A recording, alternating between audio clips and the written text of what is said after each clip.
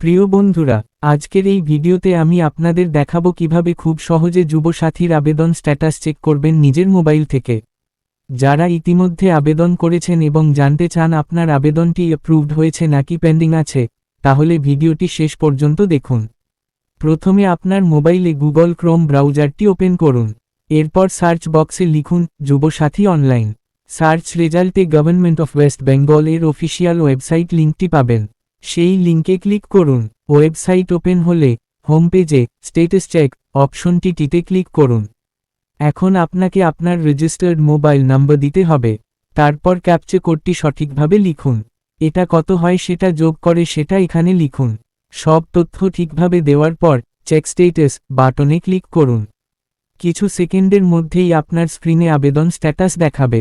এখানে আপনি দেখতে পাবেন আপনার আবেদনটি অ্যাপ্রুভড হয়েছে কিনা, আন্ডার ভেরিফিকেশন আছে কিনা, নাকি কোনো ডকুমেন্ট পেন্ডিং রয়েছে। যাদের আবেদন অ্যাপ্রুভড হয়েছে তারা এখান থেকে এই অ্যাপ্লিকেশন ফর্ম ডাউনলোড করতে পারবেন। বন্ধুরা, মনে রাখবেন, স্ট্যাটাস চেক করার সময় অবশ্যই অফিসিয়াল ওয়েবসাইট ব্যবহার করবেন এবং কোনো ভুয়া লিঙ্কে ক্লিক করবেন না। আশা করছি ভিডিওটি আপনাদের কাজে লাগবে। ভিডিওটি ভালো লাগলে লাইক করুন, শেয়ার করুন এবং আমাদের চ্যানেলটি সাবস্ক্রাইব করতে ভুলবেন না। ধন্যবাদ।